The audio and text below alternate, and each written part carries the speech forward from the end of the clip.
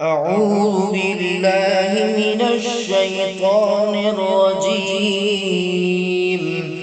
بسم الله الرحمن الرحيم. طه ما أنزلنا عليك القرآن لتشقى إلا تذكرة لمن يخشى تنزيلا ممن خلق الأرض والسماوات العلى الرحمن على العرش استوى له ما في السماوات وما في الأرض وما بينهما وما تحت الثرى وإن تجهر بالقول فإنه يعلم السر وأخفى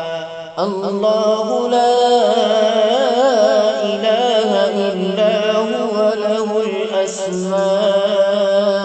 الحسنى وهل أتاك حديث موسى إذ رأى نارا فقال لأهلهم كثوا إني آنست نارا لعلي آتيكم منها بقبس أو أجد على النار هدى فلما أتاها نودي يا موسى أنا ربك فاخلع عليك إنك بالوادي المقدس طوى وأنا اخترتك فاستمع لما يوحى إنني أنا الله لا إله إلا أنا فاعبدني وأقم الصلاة لذكري إن الساعة آتية أكاد أخفيها لتجزى كل نفس بما تسعى فلا يصدنك عنها من لا يؤمن بها واتبع هواه فتردى وما تلك بيمينك يا موسى قال هي عصاي أتوكأ عليها وأهش بها على غنمي ولي فيها مآرب أخرى قال ألقها يا موسى فألقاها فإذا هي حية تسعى قال خذها ولا تخف سنعيدها سيرتها الأولى واضمم يدك إلى جناحك تخرج بيضاء من غير سوء آية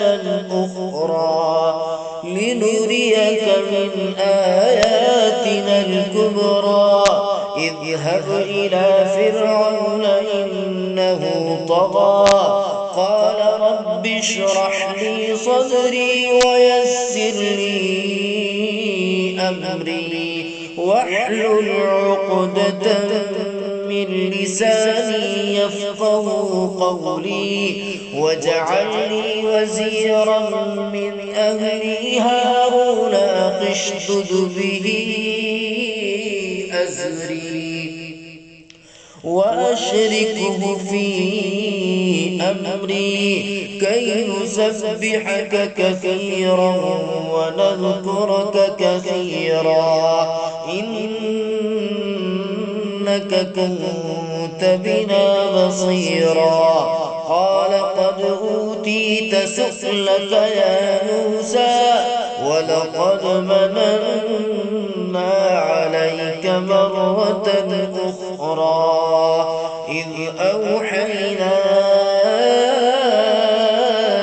إلى إليك ما يوحى. صدق الله العظيم.